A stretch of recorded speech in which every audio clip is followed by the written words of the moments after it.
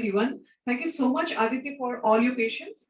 But before we begin our session, I would like to introduce Dr. Aditya Mohanty. Dr. Aditya Mohanty, can you guys hear me? Yes, yes. Everybody's here. Okay. So Dr. Aditya Mohanty is teaching at Central University of South Bihar. He has an MA in sociology from the Jawaharlal Nehru University, and he has been a visiting scholar in urban geography at University College London. He has a doctorate in citizenship studies at the University of Aberdeen.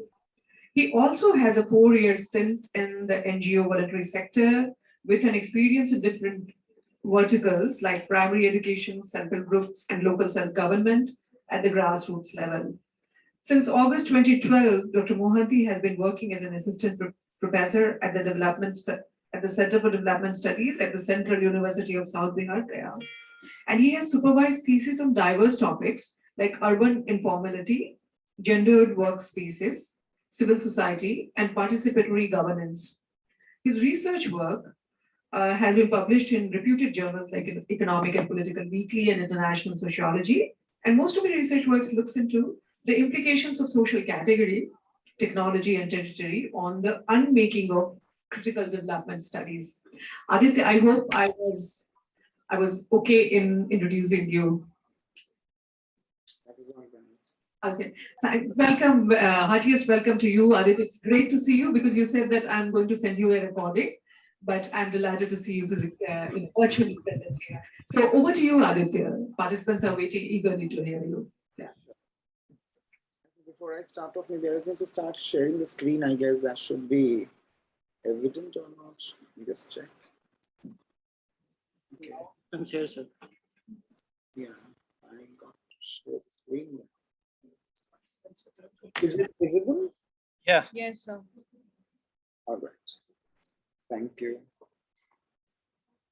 So, at the outset, I render my heartiest of thanks to Anamika and Sandhya for letting me into this.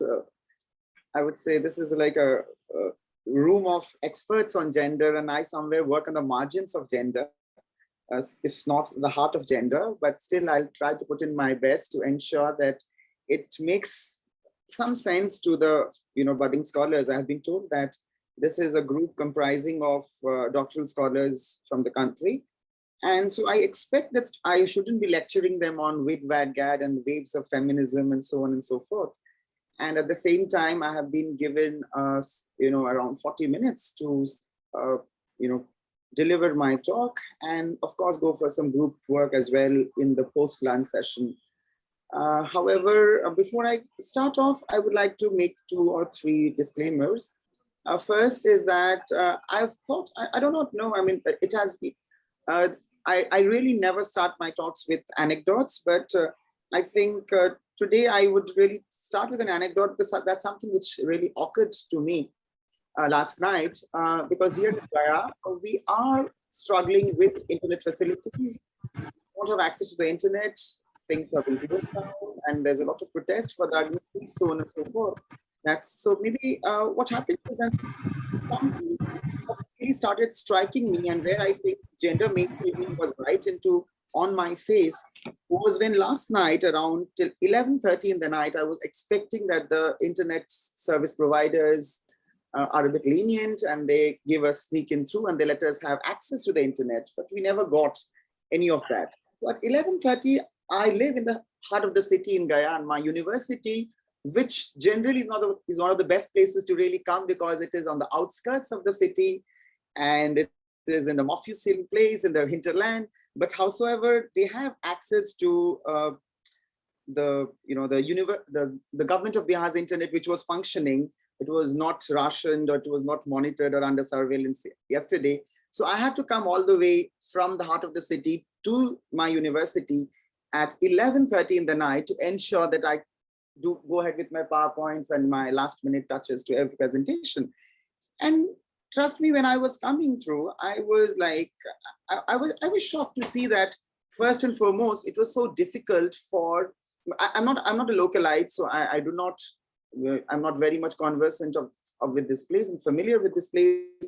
And that is how I asked my driver to actually help me get on a bike. And he made his way through, serpentine fields and God knows, places which I had never gone through. And we didn't come by the main road because he was expecting that we might be murdered or looted, but not raped technically, because we were not falling into the, selected, favorable lot we could be raped. And what was for me was that we reached the campus at 12:30 and there was not a single woman to be seen on the roads. It was only that people who were riding bikes and speeding past, men were there. And that is where I thought that one of the best ways of doing gender mainstreaming could have been that we make rash driving or bike riding a favorable sport which even women could take up.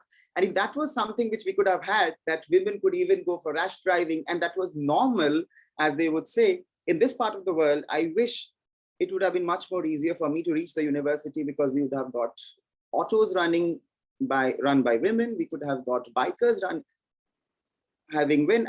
And I think that the climate, because women were around, I think men would have been more safer. So with that anecdote, I would start my talk, which I have titled as The Poetics and Politics of Gender Mainstreaming. But before one small query, has the material that I have circulated been sent to the students? Like, have they gone through that, or is it not? Anamika, I don't think they have gone through the material. All right. So if that is the I will make sure that it will be circulated among students. Sure. So in that case, what we do is that I have been given 2 sessions of 40 minutes each. And I think that I have got, so what I do is that I take the first session, 35 of it for my talk.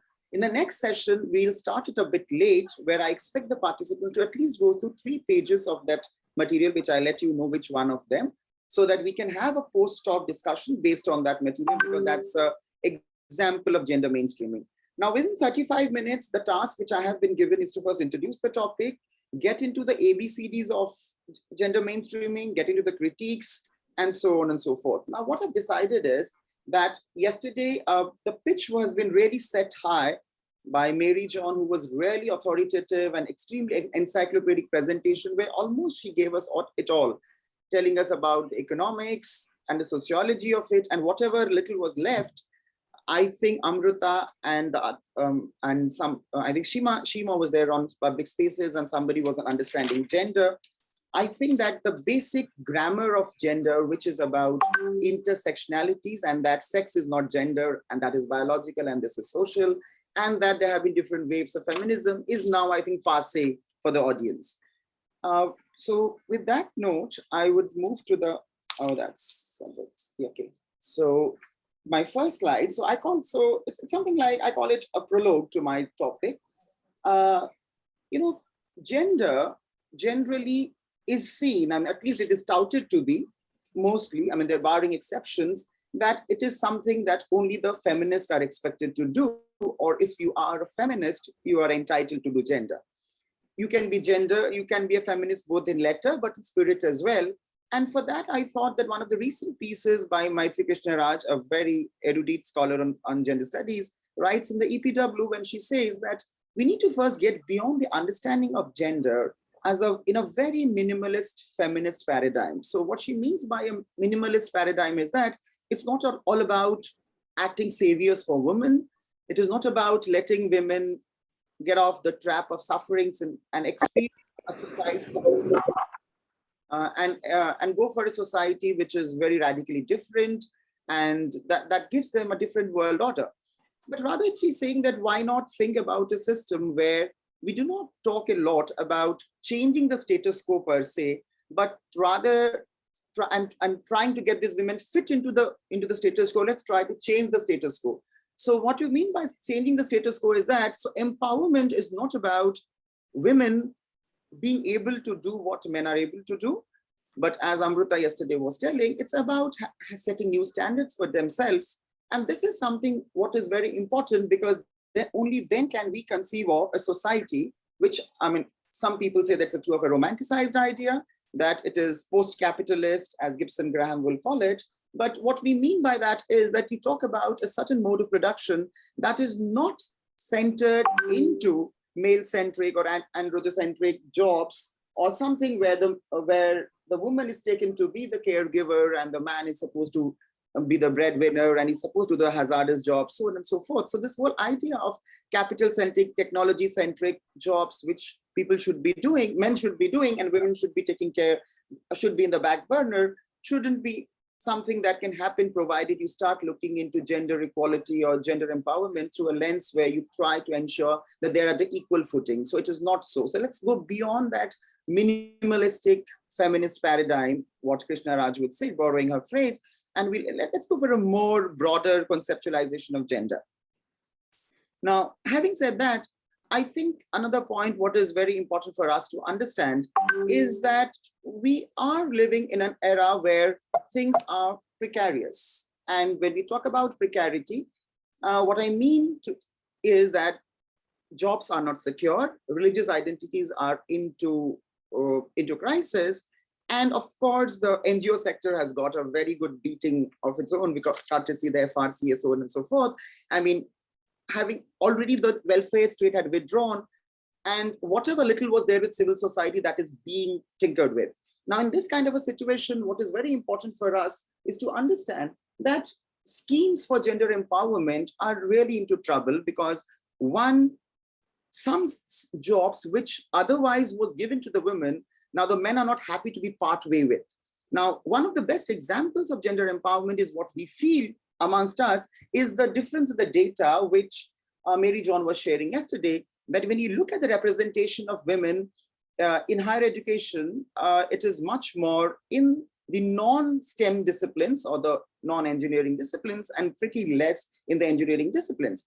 Now, having said that, where even I remember that when I was doing sociology, it used to be, they will take a knack at it and they will say, oh, it is Shushila ji. So it's basically a subject for women, and men are not supposed to take the soft subjects because there's nothing much to do. Now, with that kind of an conceptualization that comes up, when you talk about gender mainstreaming, or what basically means is that you want to bring gender into the heart of your policies, I feel that what we do is something that I will call as a kind of it's kind of a lipstick policy making. So you really gloss over things. You ensure that I was there in one of the seminars where there was a quantitative I think it was an environmental scientist, and he looked at the presentation and he told, "Isme thoda gender dal do." Now that kind of a lingo where gender thoda sa dal do is so derogatory, and it's almost glosses over the entire meaningfulness of this exercise, because gender mainstreaming is not about gender daldo, it's about gender up in your arms, into your eyes. Now, when you say that, so the tick in the boxes, the policy document should look nice. Best of consultants, including myself, could be hired to make documents look really good. And so that, but if you go a bit skin deep and the Pandora's box opens and the worms are all there. But technically talking about, of course, gender mainstreaming is something which is a byproduct of the GAD. I mean, we know that 3 waves in which development approaches have changed. One, it was about just giving women economic empowerment. It was about taking them hand in hand, and now gender and development was as if both men and women could have done well for themselves. And this is something which came as in the aftermath of the 1995 Fourth World UN Conference for Women. But subsequently, that's quite, it's almost 20 years now, and over 20 years now. And people, especially South Asian feminists, have very rightly pointed out to the fact that the moment you talk about these gender mainstreaming strategies, it's only ensuring that men and women's concerns are only included in the design, implementation, evaluation. However, you are not taking care of something that is very silently making its way through.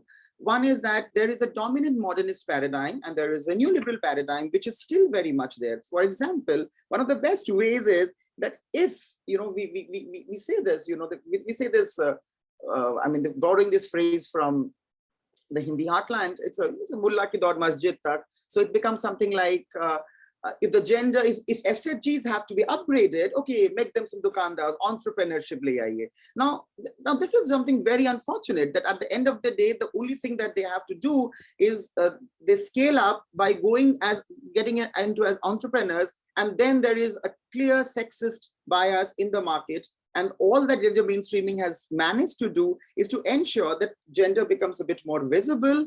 It does transform institutions, resources are deployed, and after all of that, what we find is that people are still asked to sell something. Now, my problem with this kind of an idea is with reference to forest policies. Like when you go through these forest policies, I mean, there are a lot of them which has gone at least the 1950s, and the latest one in 2000, the Forest Rights Act 2016. I find something very interesting there. One is that I find that as one of the good documents that is very gender responsive, and it is not gender blind or gender aware. Now, what we understand by gender blind and gender aware is, like, for example, in the document, so if you do a content search and on an NVO, you find the terms him, he, and she being used very little, and rather they try to duck under terms like community, household, individuals, purchases. So that is a very, I would say that's a very half-hearted effort to really outline where does gender lie and where does gender begin and where does it come to an end. And so even if policies have been changed over time, but still we need to be very much conscious to see that our policies are gender responsive and not merely gender blind or gender aware. It's not just about giving it kind of a superficial treatment. In the next scene of my play, I go to something more meatier, which is like, we now get into the, like, how does this gender mainstreaming exactly happen? If you look up the manuals, you have the Asian Development Bank manuals, you have the UN manuals, you have the Government of India manuals. There's no end to that. I mean, if my job was to just give you a manual, you would do a better job going through the manuals rather than I coming and boring you with my talk. You can really go through the steps. I mean, after a certain time, what I really found when I go through these manuals is that somewhere it's like a marking scheme of an examination script, and it exactly doesn't bring bring something new onto the table. However, I do understand that for purposes of clarity and for purposes of universal presentation of data and analysis, you need certain kind of parameters, and that's why these manuals have been developed. The problem is not with the designing of the manuals. The problem is that when we start seeing gender mainstreaming as something which will,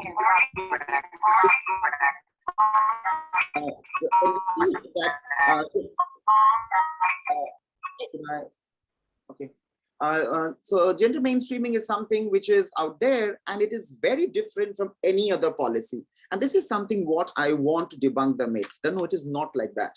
For example, for a moment, let's forget that we're doing gender mainstreaming. We are doing any project for that matter. So if you see on the left-hand side, it's a very standard project cycle management graph where you design your project, you start up the project, you implement it, you monitor and evaluate in periodic intervals, and you do that for every project. If you could just do all of that with a bit of gender sensitivity, what you end up doing is gender mainstreaming. There's no rocket science about it. But the issue is that until and unless when you start doing it, it is very important for us that I feel that the tougher part in gender mainstreaming is not about designing the template. The tougher part is about executing the template, because you are expected to be extremely nuanced, and you are expected to take care of the nitty-gritties on the field and have a minute eye for detailing, and only then you can actually execute gender mainstreaming. So first and foremost, as I say, the key tenet of gender mainstreaming, for whether it's for a project, whether it is for a firm or for an organization, it would be that the top brass or the upper hierarchy definitely mandates it. They say that yes, gender mainstreaming is something very important for us. I mean, of course, with CSR doing the rounds, I think all of us, all the major think tanks and the corporates are happy to do that. That's not a big problem at the top. And even at the Central University of South Bihar, we have the best of standard operating procedures and SOPs and committees being set up to really draft that.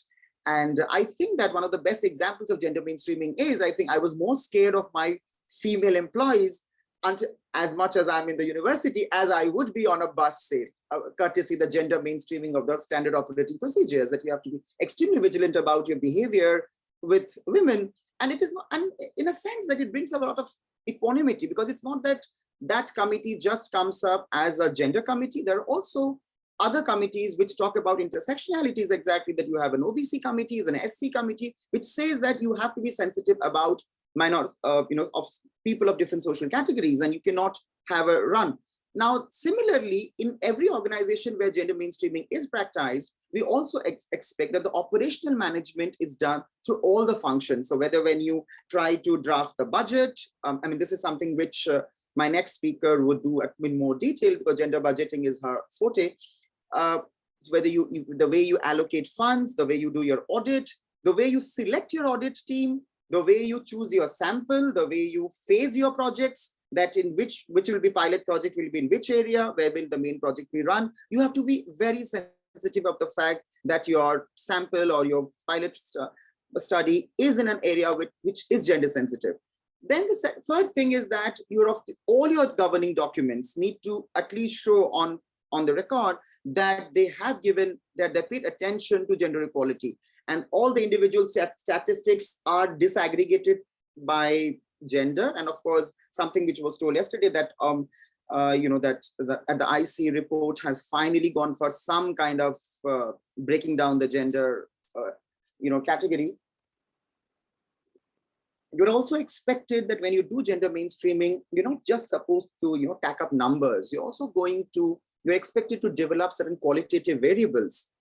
Now, for example, this is where a catch is. I think the quantitative one, you really don't have that much of a problem, because there is some standard template that you get. But when you really try to standardize qualitative variables, it is expected of you that you are trying to understand the milieu within which you are working. So there is a particular kind of society which considers as a certain act to be outrageously feminine and to be disastrously masculine. So you need to ensure that which are those acts and which are those cultural modes that is happening. So when you go to a field, you do your pilot study, try to find out those ways of life. And because that is where you will develop indicators that, yes, qualitatively speaking, this small little act of doing that or doing this is seen to be gender sensitive, and that is a small step towards it. Because one of the most important examples that has been given in the success stories of Jivika, at least, has been that even if it has not really changed a lot of things, but at least the cultural part has the cultural statement that women are able to make within small households, regardless of all the patriarchy and caste that goes into it. Yet the amount of, the amount of equanimity and the amount of prowess that women are able to exert for themselves is extremely awe-inspiring. And Jivika, if not for anything else, has given women a bit of a voice. And that is because of the mainstreaming of, I'll deal that in more greater detail in one of my, most probably in the second session. I'll keep it to that up till now. One second, I think we should, yes. Now, the next thing which we should be more concerned about in a major gender mainstreaming template would be something like these. Like first and foremost, when you are doing gender mainstreaming, you are expected to pay attention to the socioeconomic concerns. For instance, what do we mean by socioeconomic concerns? That let's look into the heterogeneity in the household structure, whether the structure, the heterogeneity can be on any level. Either it can be at the level of number of people, number of female, whether it is a female-led household, or whether the number of people, how many women are of a certain age group, so on and so forth. So that kind of a sensitivity must be built into the sample, into the survey questionnaire itself. So if you're doing an impact assessment, for instance, it's very important that you try to build it into your questionnaire. Then there should be an attention to the distribution of resources and benefits, because this is something which has been obviously at length been discussed and worked upon by people like Beena Agarwal, who had, of course, talked, years ago, talking about the feminization of agriculture, but they say that, of course, women have access to them, but they don't have the property rights of agriculture. So something of that sort need to be paid attention to: who owns the land, how much time does the man migrate, how much time the woman stays, so on and so forth. The second one, which you should be very, you should put a focus on during gender mainstreaming of your project, is that you should focus on how effective is the participation of men and women at the local level, whether they're sharing their responsibilities equitably or not, because we know about studies that have been done on panchayats, and that of course that there have been many of these women who have been dummy candidates. So we need to see that if you have done a certain kind of a procedure, how far do they really call the shots, whether women really come and voice their concerns or not, or whether it is just that they've been put on the rule book and nothing really transpires on the field. The third one is about political concerns. Now, here it is a bit tricky in the sense that now many of us have been told that, something which Mr. Deepak, the secretary yesterday was mentioning, that, that some of the major steps that the government of Bihar has taken is that they have tried to ensure that they will incentivize women into education, because if you have done a graduation, you get 50,000 irrespective of your, social category, whether you and similarly, the bicycle donation campaign, so on and so forth. Now, these soaps and incentivization is something how you're trying to ensure that women are not excluded from the mainstream. But the point is not about just giving them these soaps. The issue is about what happens to the money that is given to the woman. Maybe we do a study where we really run a snowball sample and we go after we study these women and whether they really use it back for their own development, or whether they give it or they buy a piece of gold and keep it back in the banks, and then that's an asset for them. Whether that entire imagination of women has changed or not, whether the way in which rural women work, or for that matter, poorer women work. I mean, rural women, even I think the word poorer women would be as befitting as rural women here, because the problem is that for them, it is not their concern which is more important. For whatever soaps they get, they will try to put it back to the family. And that is what studies have also shown that. And that is why Jivika, in one of its new phases, has tried to bring all these destitute women into the fold, and they widened the net, saying that no, it's not only about banking with the unbankable with some amount of paltry money, it's also with people who are deserted. And they have, and I think that kind of an example where they have, they have widened this definition of ultra poor. So all these demasculated men, and these already poor women have all put together. So if you are good to go, not good for a physically a lame person, or someone who has run out of a job because you had a liquor shop, for instance, you're all put into the same category. Now, that is what I call as one of the major concerns with gender mainstreaming, that when you are trying to see that whether the policy is acknowledging women only, or it is also acknowledging these kind of new precariats. Precariats are people who are very insecure today because they don't have a job at hand, nor are they exactly able to make a foray into what is given for them. Now, so it is of course not that difficult really to say, because in what generally need to be done is in terms of working it out. FGDs are a real good way of getting into this kind of a data. If you do a kind of a FGD in an area where you can ask people who are vulnerable for one or the other reason, not necessarily on the basis of gender, they can really, come out of their cocoons and then start talking to you, and then you can devolve programs where all of them can be put on board, or they can share the problem. And, it's kind of a shared precarity, which they all have.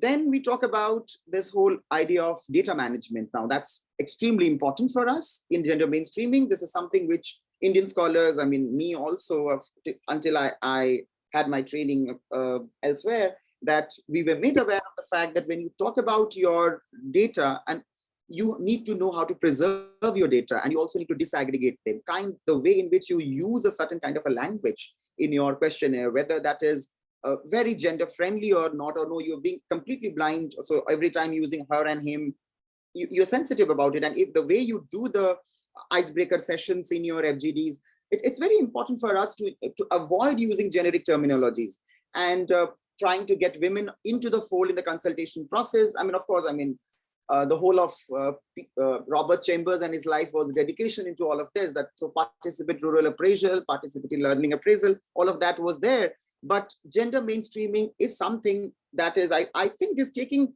bits and pieces from something which was everywhere. So gender mainstreaming for me is kind of, it's kind of an epistemology which is not, which is looking at something else, and not merely about giving rights to women per se. Gender mainstreaming is about understanding these people with different vulnerabilities, not necessarily gender. With that, I think I have some more to go, some more scenes to go in the play, but that I'll keep for the next session. So I would love to open the floor for questions so that I can get into some discussion. Okay, Aditya, are you okay with like 10 minutes question answer session? Yeah, sure. One, Sure. okay. Yeah. Does any of you have, do any of you have any question?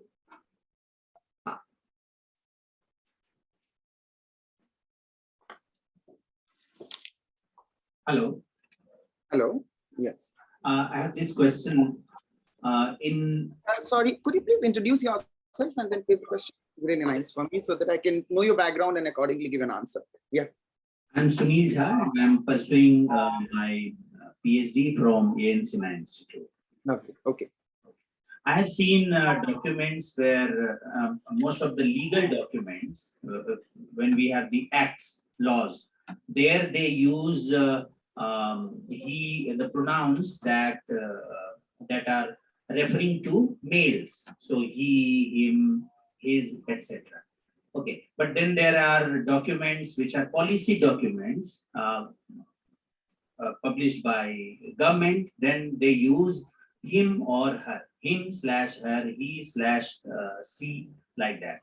But these days, what I'm finding that some of the documents are just mentioning she, her, referring to only female. So, is this the gender mainstreaming, or using both the terms him, her, he, his, both the pronouns, is that a gender mainstream? So this is what I want to understand. Can I take any more questions? I can take a couple more. I can go for the answers together. Yes, sir. I am Krishna from Patna Central University, Bihar. Sir, you have mentioned the term gender blind, gender aware, and gender responsive. So, how these are different from one another? I'm sorry, I may lost some track. That is why I couldn't understand these terms. Thank you. Okay, so I think that's quite a good question. I mean, when you talk about there are a few more questions. Would you like to take all the questions, Aditya? And then okay, fine. One more. Yeah. coordinators, please. Hello, hello sir, I'm Surbi, pursuing PhD from Central University of Gujarat. I'm working on transsexuality in India. So my question is to you is like you talked about precarious. I really couldn't get that. What sexuality? Yeah. Trans. I'm working on transsexuality. Yeah. You spoke about precariousness in terms of economic, so I want to know more about social precariousness. As trans people, they don't have they don't have a social life, as they are not very static in a way that they are not in a normative identity. So they don't have their life is very precariousness in terms of social and economic. I want to know your take on that. So what is for you the social precariousness for trans people, like how they see themselves as a in a society as a trans people. Yeah. Thank you.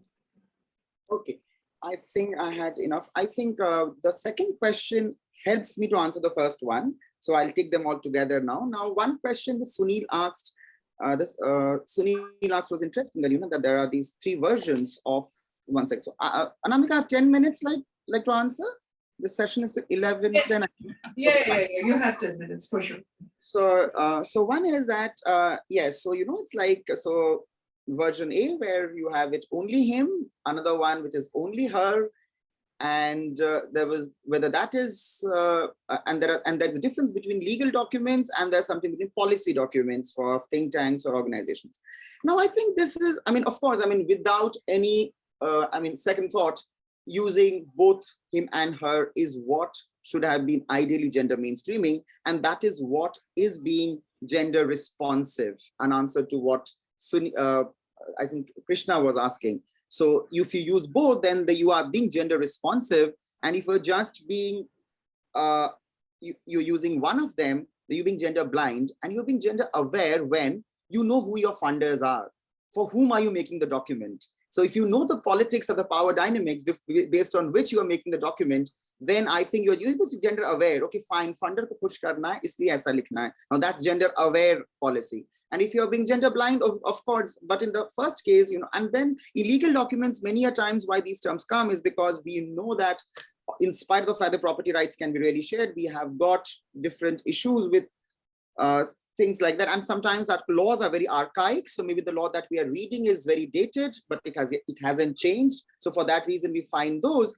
However, one thing, sometimes what happens is that, that is why laws are prone to interpretation. And that's why, you have this industry of legal professionals, which is really growing by leaps and bounds nowadays. So you're exactly paid for ensuring that all that you learn in your sociology of law classes, you get it onto the board and explain the judge that, see, this is what was written in that context, and now it may not be exactly interpreted in this way or that way. So I think that it is not merely the scripting of the law, the drafting of the law that is important. It is also the way in which it is interpreted in a given context, and who drafts the law, for whom, and where is it being interpreted. So these are factors which we need to keep in mind. Unequivocally, using both the terms is what should be ideally gender responsive and gender mainstreaming. But in these kind of nutty situations where you find these aberrations, it is important for us to get some more sanity and try. You can't undo the wrong, but at least try to fiddle with it and make it. The third question actually is one of my favorites as well. I mean, I love this question about transsexuality and the question that how you really deal with precarity with sense of social precarity. Now, as usual, I mean, generally when I do my research, I mean, whatsoever topic I do, generally my theoretical lenses are given by feminists. So my study was on urban politics on Valmiki's in Delhi, but it was Gayatri Spivak's Can the Subaltern Speak, which provided me this entire idea of strategic essentialism. Similarly, for me, here again, I would take reports to Judith Butler's writings. Of late has been it has been almost like precarity is the new fashionable lingo, right? It's the new buzzword.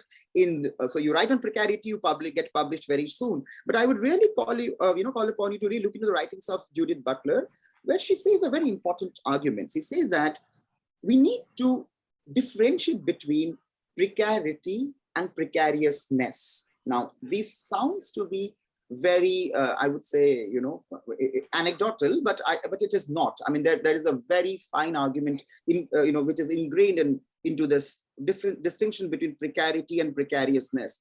Now, what exactly happens with precarity is what we exactly understand, that it is in a way a certain kind of inbuilt, ascribed, and structural position. So, for example, I run out of a job tomorrow if the government of India decides that they want to bring down the retirement age of professors to 50 years, which they might do anytime the way they're going. So I think I will be stuck in a, I would be economic, sorry, I would be one second, yeah. I would be in a situation which would be like, I would be economically precarious, but the fact that I will have a certain kind of a pedigree amongst my students, which I would have had taught for the last 15 years by then, I can open a coaching institute and I have something to fall back upon. And that's basically my social capital, which will give me a certain kind of a social stability that will help me weed through, the economic precarity that I'm stuck. But in case of transsexuals, as you told very correctly, they have got these double or triple precarities. On one hand, they are, because there's a social stigma attached. Forget about social stigma. I think even now we have this whole idea that sometimes when the transgenders are given jobs, they will be, people will toe down on them if they are found to be professionally brilliant. I mean, even I find many effeminate men being taken a dig at if they are found to be professionally better, so that it can be told that, well, you are as good as us, but finally you have some gray areas that you need to work upon. Now, this is where where what you are saying is very correct, or raising is very interesting, that even if how much of gender mainstreaming you bring about, you may make a policy that says, okay, fine, reserve 1/3 of your seats for the transgenders, fair enough. But then that has to be consistently monitored, whether that that mere allocation of the seat or mere capacity building is also complemented by ample grievance redressal mechanisms, or whether it's also imbibing a social kind of a social ethos within the community, because gender mainstreaming is just half of the game one. And the rest of it is about behavioral changes, because gender essentially is behavioral, so is precarity, because precarity is, so I think that I feel much more frustrated when I am in Delhi than in Gaya with the same salary that I get, but I feel almost impoverished when I'm in London, because I feel that I don't have any money to go for. So the whole point of precarity, that's why I'm consistently explaining, is that it's not something which is only about women or men, it's also about a situation. So precarity is a relativist condition as well. So that's why we need to differentiate between what Butler is saying, that it is an ontological condition, and we need to differentiate between precarity and precariousness. The first being rather fairly structuralist, and the other one is, evolving with time. I don't know whether I answered you correctly or not, but yeah, that's all what I could reflect on. No, that was, I hope, participants are pretty much, they're nodding their heads and they're happy. So Aditya, we will take a break of, how much time somewhere? 15 minutes break, and we will get back to you. Anamika, Mhm. however, I think that if you could just, there is a document which I had shared, and because I would be really requiring that for the discussion in the next half. So if we could join back at 11, so rather than, add on 15 for 10 from your side, so add on 15 from my side, because I'll read 25 minutes for the next session. I expect them to just read page 264, 265. That's it. And Okay, we'll get back and we will start doing your assignments, sir, and yeah. sorry. So we'll join back at 11:30 or 11:40. What should be good? 11:30 we will join, and in case we have not finished reading, you may join us in reading. Okay, fine. So 264 and 265 of the We center. have to, because Dharmishta will be second, and Yeah. her session starts at 12, right? Yeah. Yeah. I'll do within that time. Okay. See you then. See you So soon. we have sent you the document, what Aditya has told. So you people must have received the document. Please check your email. There's a compendium. Internet. Today, just 15 minutes before. Okay. उसमें आदित्य का जो आदित्य महांतीस है ना, Aditya महांतीस document is there. What is referring to page number 264? Page number 64 Aditya, it to is 65. 64 to 60. Correct us, Aditya. Is it? Oh, chala gaya. नहीं है. No, yeah. It is 264 and 265. Yeah. 260. Just two pictures.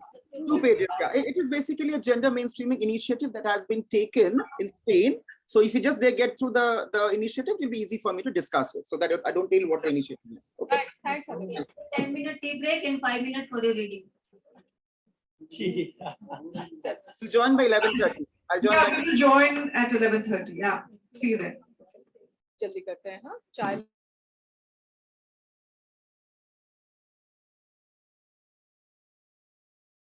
पे आपका अभी हाँ It's a huge file, 25 MB. We're downloading now. 25 MB चला जाएगा ना WhatsApp. We'll try. Okay, आप लोग चाहे तो निकल सकते हैं चाय पीने के लिए. Okay, online group. Anjana, can you please share your email with us, or I'm not sure if we have email of all of you. Can you create a group, email group, I mean, and maybe send an email to Sandhya and copy to me, भेज दिया. and we will, okay, where's the online movie? Yes, ma'am. Okay, WhatsApp group. Have you received on WhatsApp? WhatsApp पे I have just sent. Okay, it has been sent. Please track, and yeah, it will take some time, but you will get it. Okay.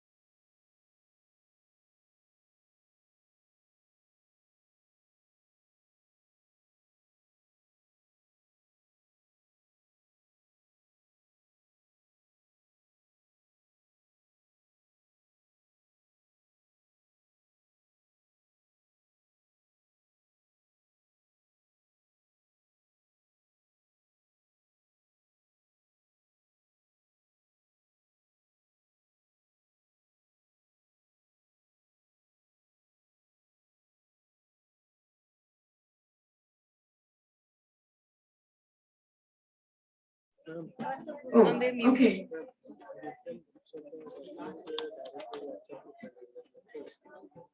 That's a good idea. मतलब मुद्दा है कि पहुंचे. Okay. Okay. Okay. Can we get back to the session, please? Participants, please take your seats. Let's get back. तूने भेजा अभी? सबको WhatsApp में वो Krishna, file can you see if there is anybody outside? Ask them to come back and rejoin the session. Yeah. No one is there? Okay. Please take your seats. The break is over. Hello, the break is over. Okay. Aditya, are you here? Can you hear us? I know we all are struggling in opening the file, but I'm sure we will be able to open it. Aditya is not here. Huh? all Huh? of you receive the file. Yeah, Sneha shared it. On WhatsApp. WhatsApp group. If you have the WhatsApp group, your number is added, please open directly the file of Aditya. ठीक है? और हम लोग जो competitive आपको share करेंगे, that is last session we said. I think that is better. Otherwise ये बहुत गड़बड़. Okay. Could you find the file? Aditya's reading? Okay. Go through the reading. I can't see him. I'm going to follow up with him. And in the meanwhile, start reading, okay?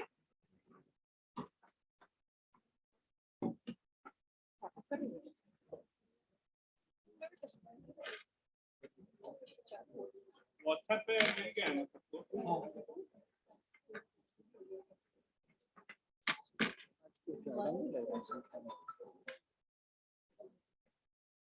यार hostel वाले चाप ही ले लो.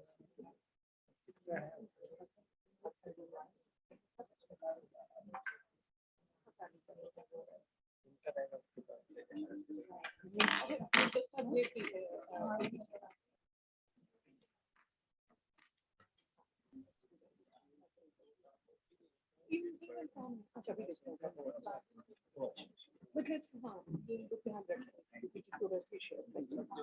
Hello, Aditya, are you back? Yeah, please join. Please join. All of us are back, but we have not come. Okay, we'll share him. That is working finally. Was this somebody's email? See, some of them will be our colleagues. Okay. Three team has Okay. seen it. We don't need to give them certificates. No. We will give certificates to only those who are registered This was and who are attended. this is what she was also. But let's be clear. बाकी जनता को attend करना, ज्ञान लेना. Sure. Hello, Aditya, are you here? We can't see you. He's not present. Okay.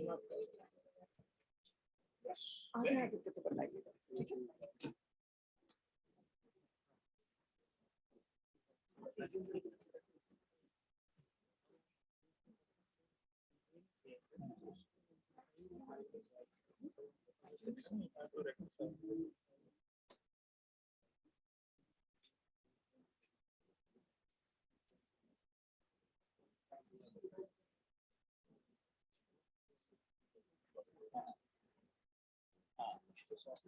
ऐसा कुछ नहीं है यार, सब खुलता है. When there is internet, what's the issue? It's coming like this. No.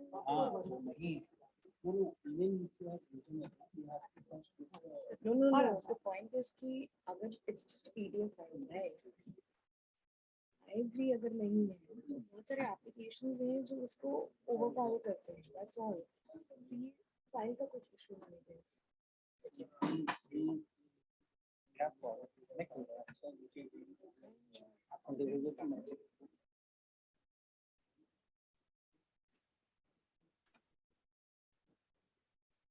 मेरा iBook में खुलता है.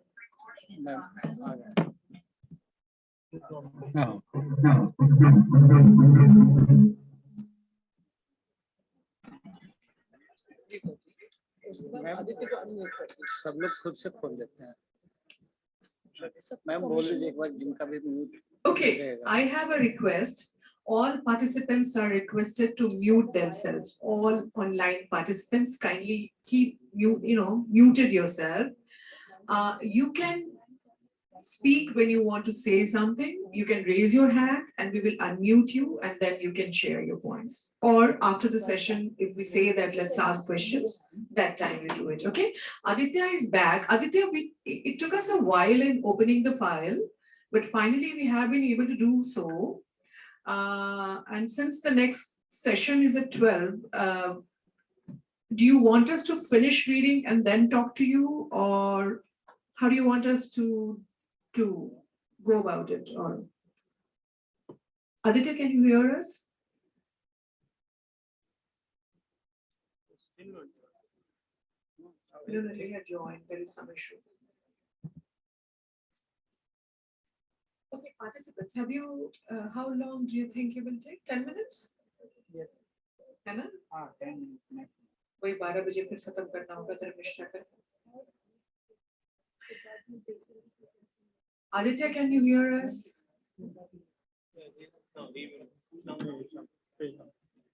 Your name? Second. Sucheta. Aditya, we need 5-7 minutes more to finish the reading. Is that okay with you? Because by 12 we have to close the session, but then if you want, we can get back after the lunch. Can you hear us? Aditya, we can't hear you. It's not mute. Aditya, you are not on mute. Yes. He's coming. He's changing his network. Okay. तब तक you all Okay, can- for the online participants, Aditya is changed. So there is some network issue. Aditya will join us in a few minutes. In the meanwhile, we will finish the reading.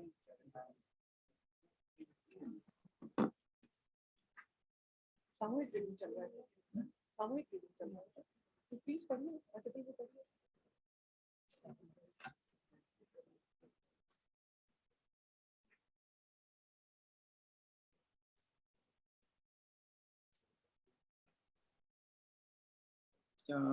Am I audible now? Yeah. All right. Yes, you are. Aditya, hi, welcome back. The thing is that it took us a while in opening the file. So people are still reading. They might take 5 more minutes maybe. Is that okay with you?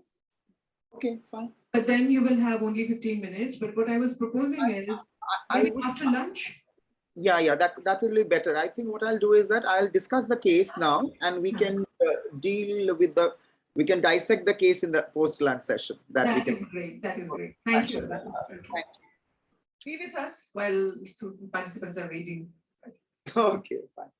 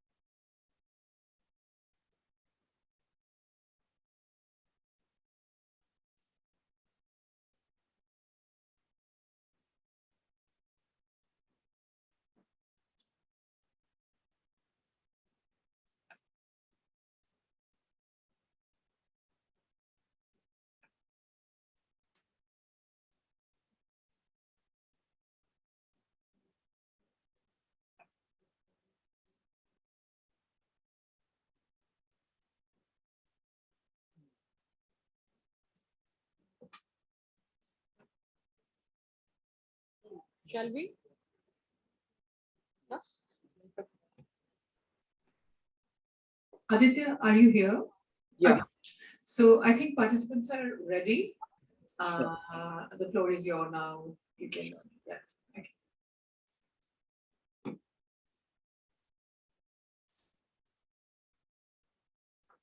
So is it, is the screen visible?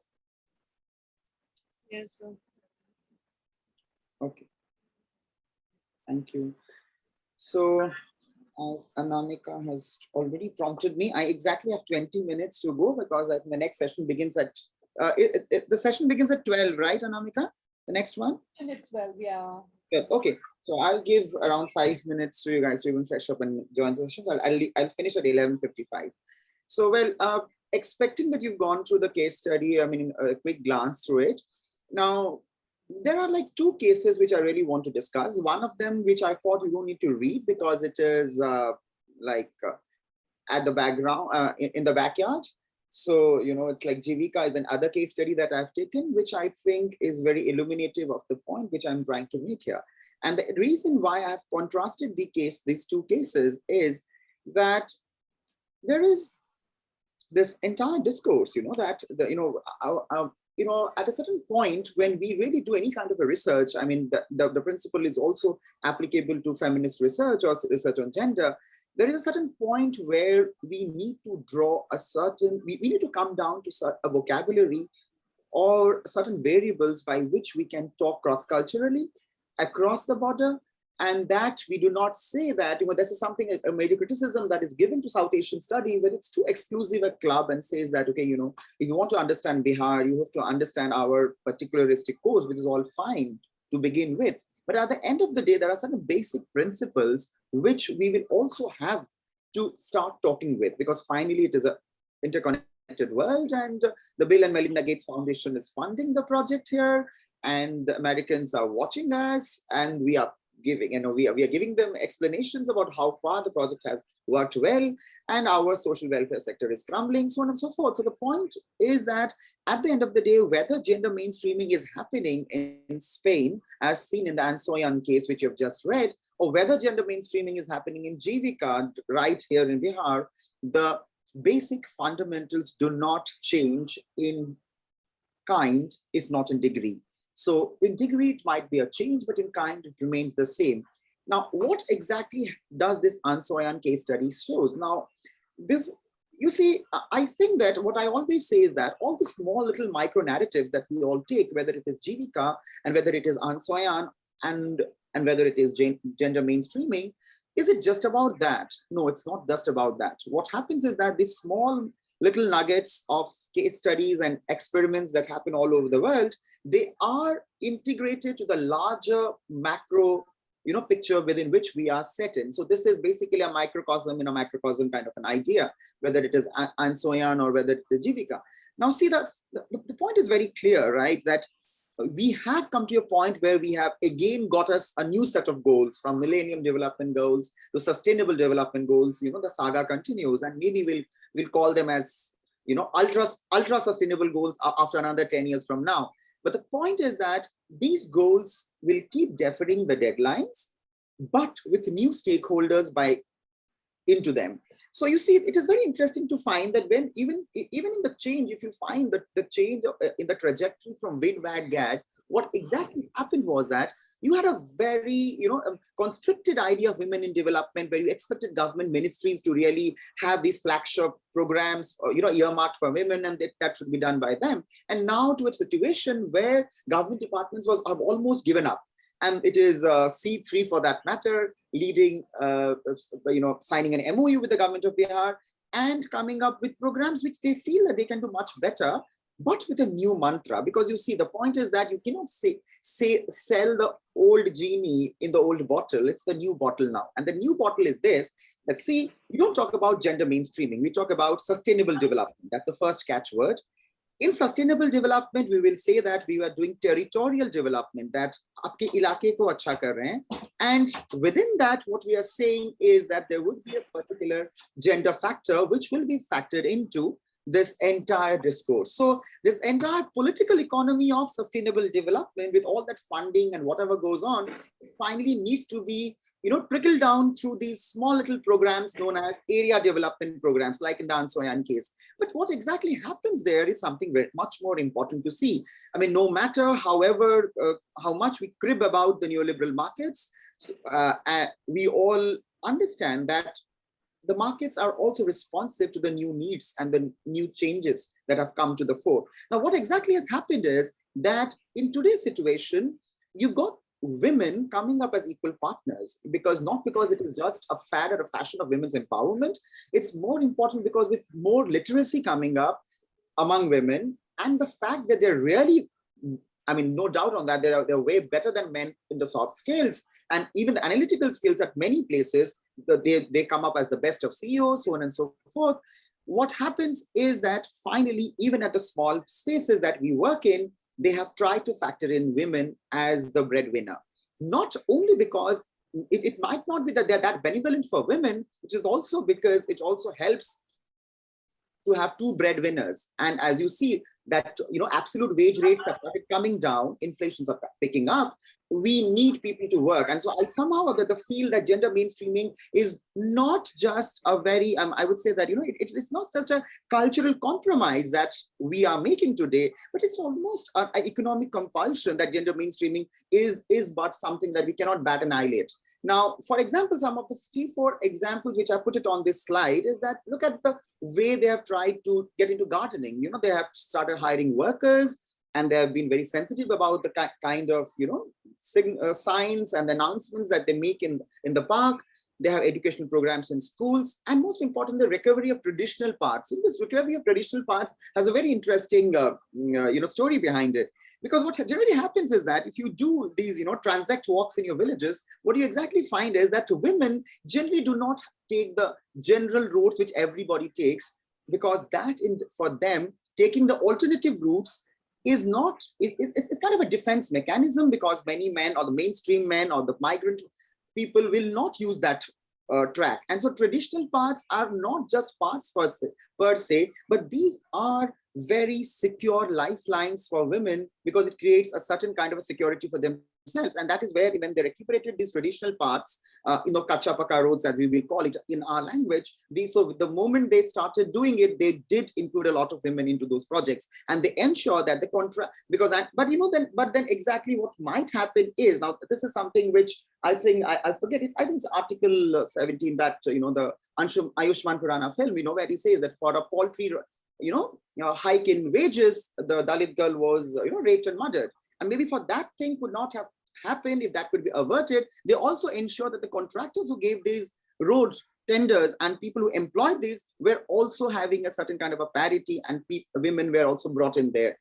So that some kind of a safety mechanism is put there. So it's not that the jobs are created at the behest of men. So it is that of women, by women, and for women kind of a message that goes into the audience. Now, then you have got these job banks. Now, this is very, just as, it is kind of the Manrega, I mean, not exactly, but kind of a Manrega equivalent in Spain. Now, what happens there is that it is not like any person. They're trying to prioritize people who are single parent families, battered women, migrants. So I think job banks is somewhere a combination of the old Manrega plus the new ultra poor campaign which Jivika has just started, which I'll touch in the next slide.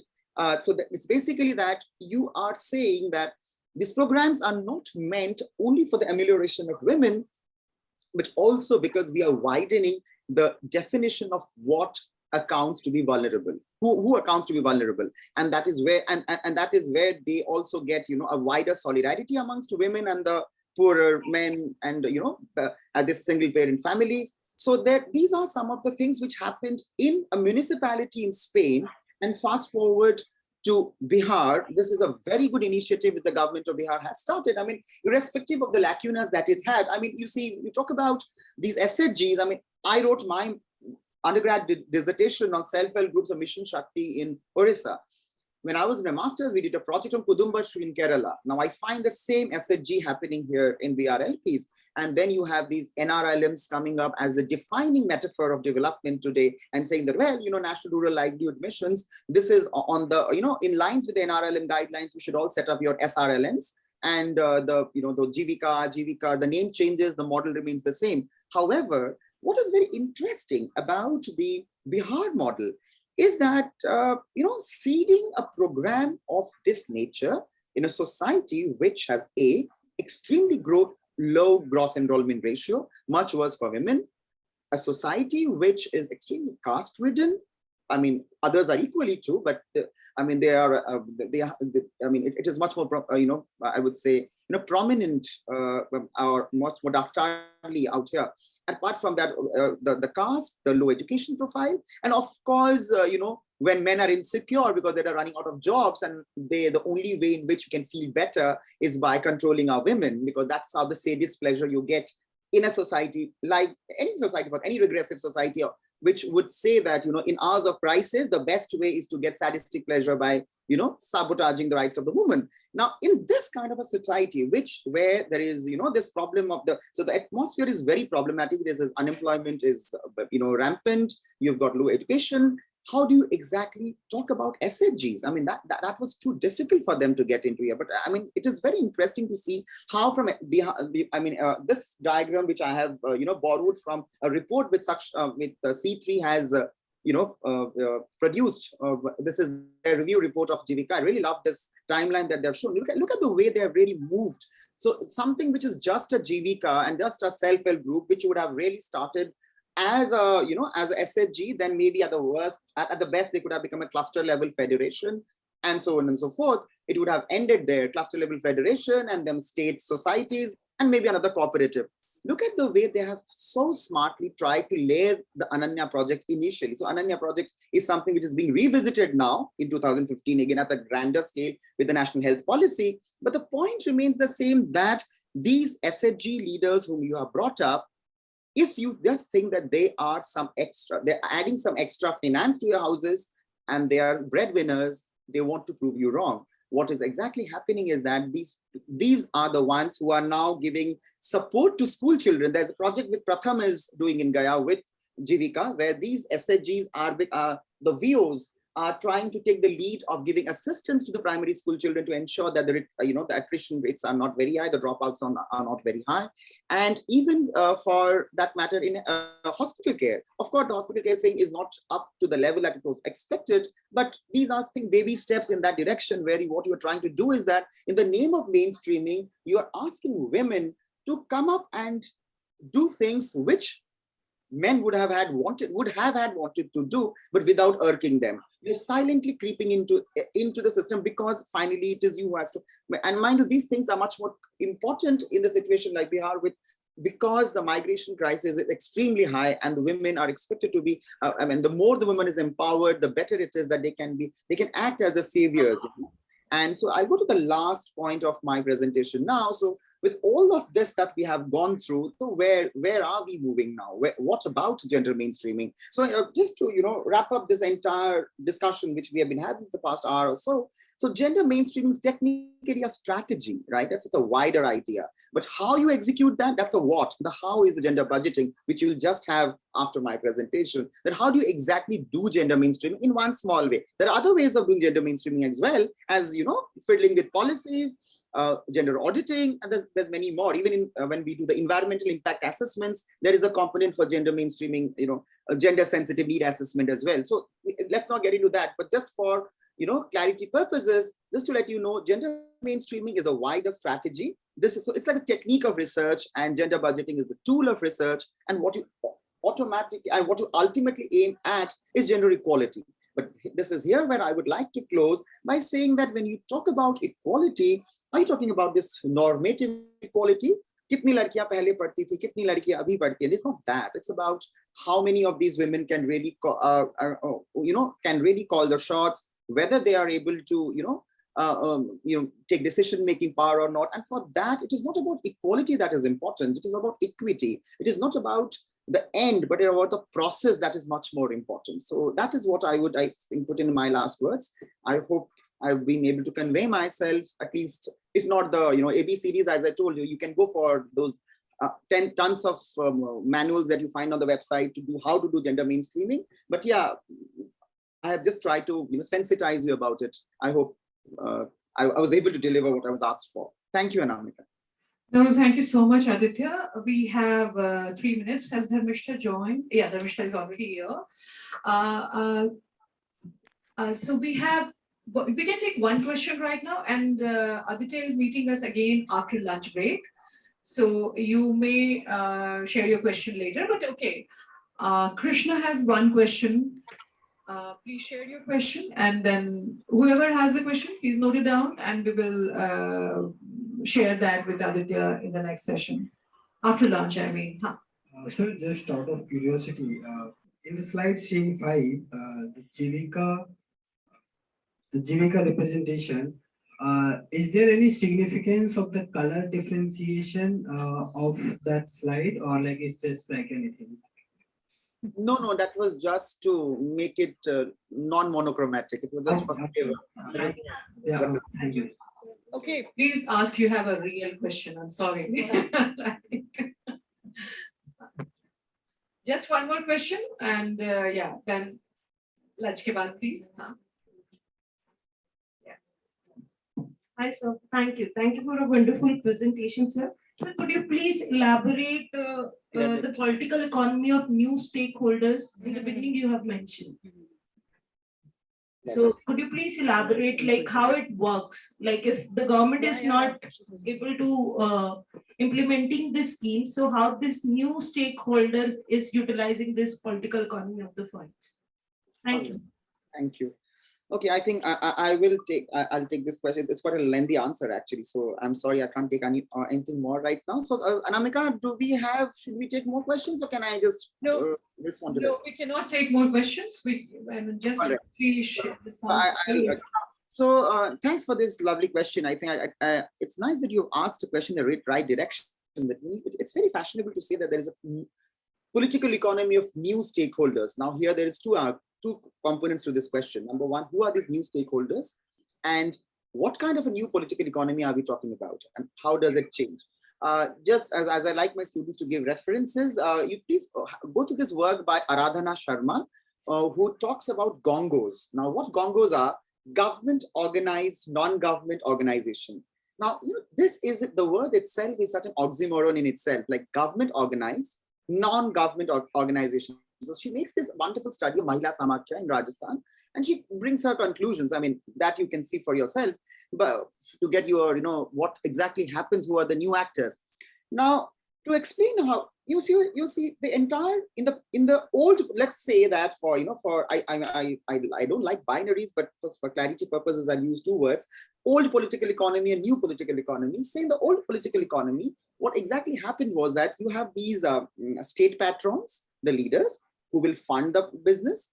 Then there would be these, their clients, okay, all the business or the middlemen or brokers, as we'll call, and they will negotiate, they'll keep a cut or a commission, and they will facilitate a certain program, right? So that was the basic standard old. So old party loyalties were there. So Congress ka aadmi hai, BJP ka, that all was happening. Now in the new political economy, what happens is all these aadmis have become much more smart, right? So the brokers have become, the issue is that the brokers can switch sides because no party is staying in power for a long time, and all the parties are literally defunct because the exchequer is empty, right? So only thing that you can get is small cuts and small commissions. And now the way you can attract people towards you was on the basis of your identity of being of this caste or that caste earlier. Now it is I am educated St. Stephen's Bihari, I am Patna University Bihari. Now that matters now. So it is not just a Bihari which matters. So these, differentiation within brokers makes the game much more difficult to be played because the brokers are in a state of flux. So you exactly cannot trace where to have. And that's why when you have these new models like gongos, so the project will happen, SHGs will operate. That's the new way in which development is. That's the new buzzword. Whether C3 will get the tender or whether Care India will get it, whether Plan India will get it, that's the new game. So that's the new political economy where things will keep changing. All right. So Fantastic. thank you. Aditya, I can't think anyone can be more candid than you are. So, yeah, thanks for being crudely honest. I really liked it. And I agree with you on a lot of issues. And I would recommend participants, one of my article is on it, Tempering Patriarchy and Reinventing Gender. That's on government organization and non-governmental organization. But at the same time, Aradhana Sharma's book on new governmentalities in neoliberal era, something like that is her work. And there is another work on similar line called Red Tape by, what's her name? Gupta. Okay. Akhil Gupta, yeah. Akhil Gupta and Aradhana Sharma, these two people, if you want to understand governmentality, gender, etc., these are very good books. We will, I'll share, I have the soft copy, so I'll share with you. Thank you so much, Aditya. It was really, really a very interesting and thought-provoking session. And we are looking forward to meet you again after lunch. And you are going to be with us, right? No? Yes, I would love to listen to budgeting. Yeah, maybe for a few minutes, but yeah. I'll be there, no issue. Thank you. Thanks a lot, Aditya, and we are really delighted to welcome Dharmishta Chauhan. Dharmishta Chauhan is the technical consultant at UN Women, Nepal, for Bhopal UNICEF.